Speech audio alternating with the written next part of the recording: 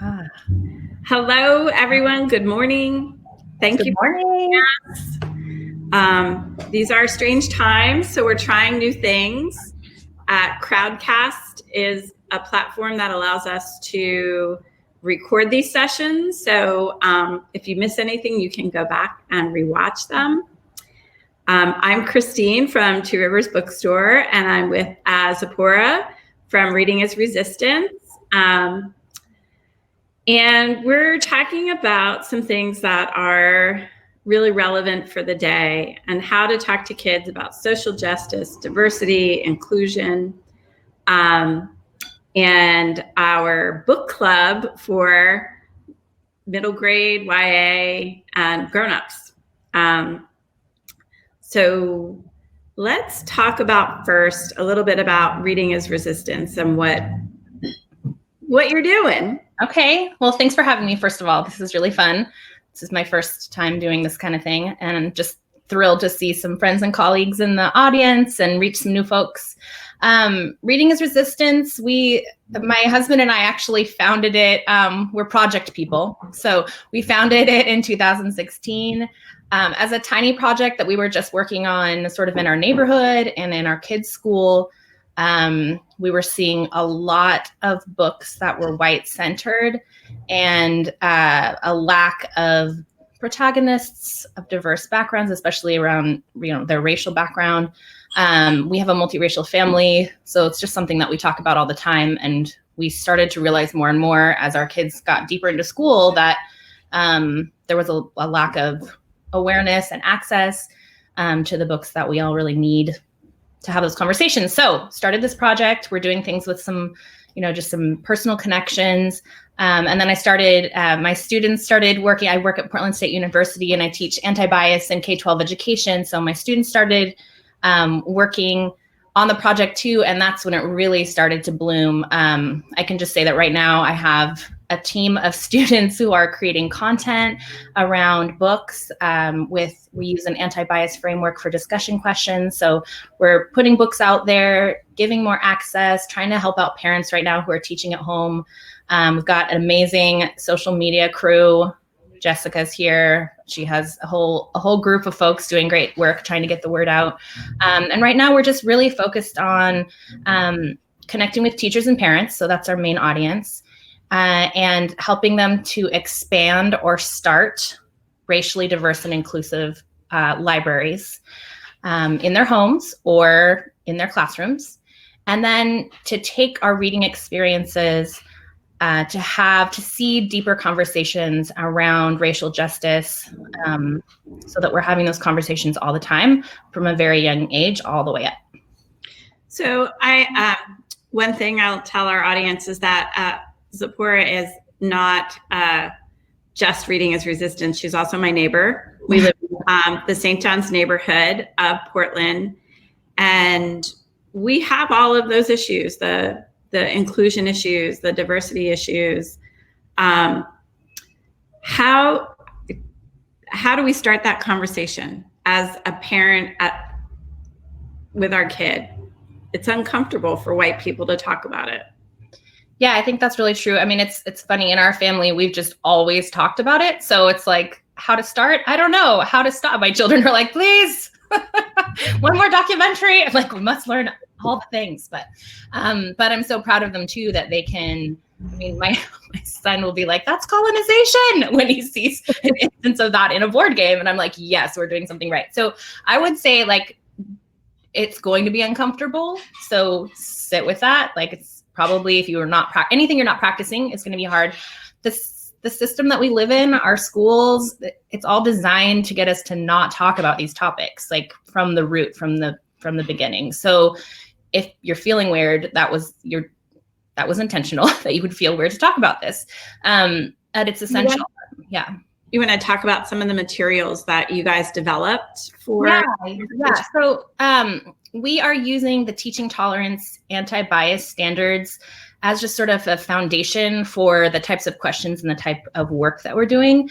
And they have a great set of learning goals around how to learn in an anti-bias way. And I think a lot of times we understand, like, maybe what a reading goal would be. reading in terms of like the grammar, the sentence structure, but people are like, how are there social justice goals? Well, there are. So we really structure everything around those. We've been doing a lot of work this term with just starting with picture books. So starting really young, being able to use those standards to craft discussion questions where parents and kiddos can read a book, and then that book sparks a conversation that goes on to so many other places.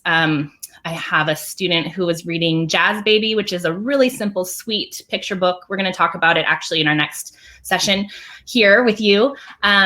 Started a conversation with her like middle grades kiddo reading this book, and all of a sudden, realized, oh my gosh, like he has some gaps in what he understands about the history of this country, and like, let's get some history. So it was just like a seed, and all of a sudden, we're talking about other kinds of books.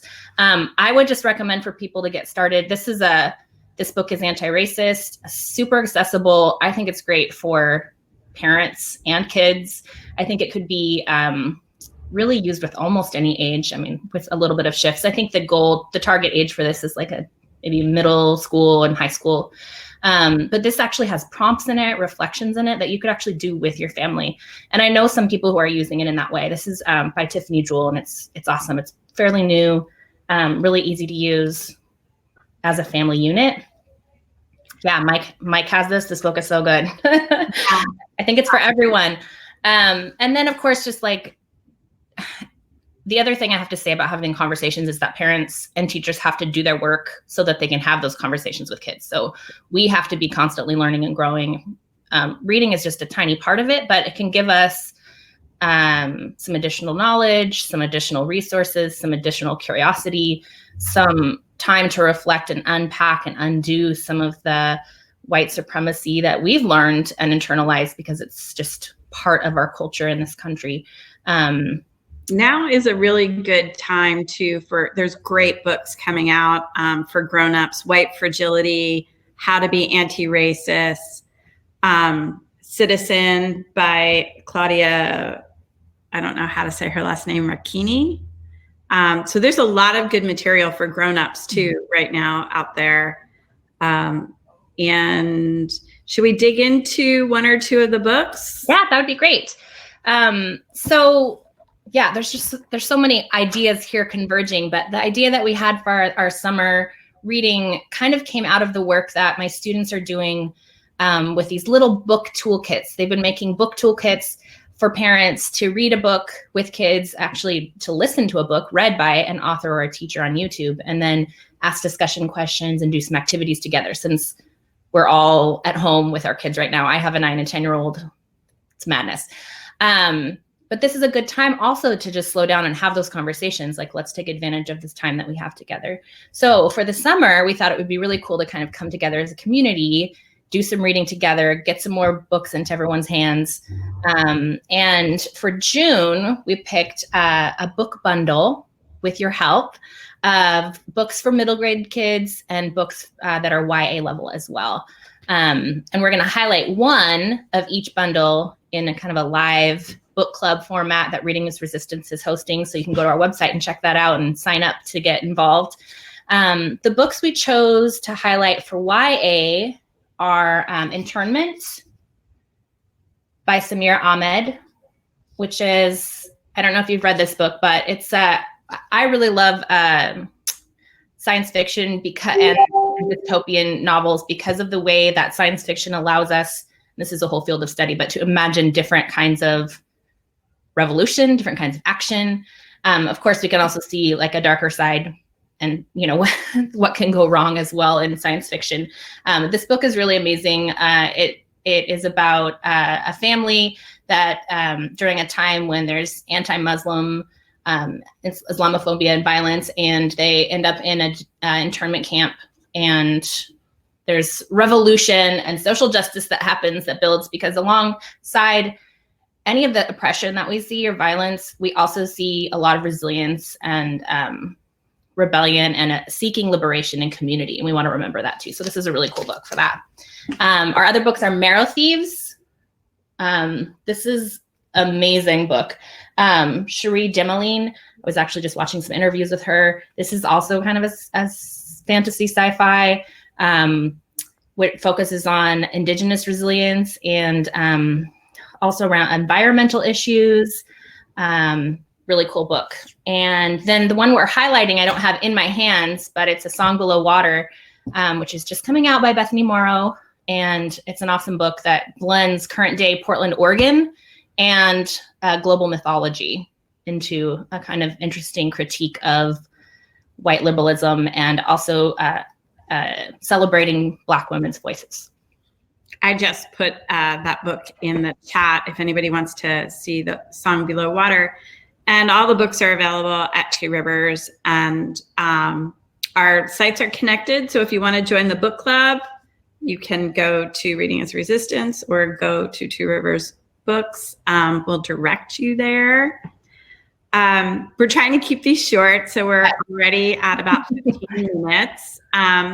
We would love any feedback or questions. This recording will be saved. So if you know anybody who needs to hear this kind of information, please forward them the link. We'll be doing it every Thursday at 11, coffee break. There will be different themes. You can sign up. You can either register on Crowdcast or just follow us on Facebook. Any other, what am I forgetting? Well, if you panic, what am I forgetting? Get the book bundles from Two Rivers. We would really love to see that happening. And also we'll be sending with the book bundles. This is an example of our middle reader book, Front Desk, which is amazing. Yes, we're selling them together as a little collection. So a monthly collection, a June collection, a July collection, and an August collection. Lots of options for summer reading in the hammock or wherever. And we'll be sending with them some discussion questions for parents or teachers to discuss with the kiddos. And we're going to set up the book bundles on the website as a subscription, so you can subscribe for the whole summer and just get new books every month, which we love. And that's about it. One PSA for the bookstore, we're doing Singer-Songwriter Night on Crowdcast June 5th, 7 p.m. We'd love to see you there if you're a music lover. Any PSAs? I would just like to shout out Cathedral Coffee for making my iced coffee. That is our neighborhood coffee shop. Go there, support local. And I have coffee from Two Stroke Coffee Company.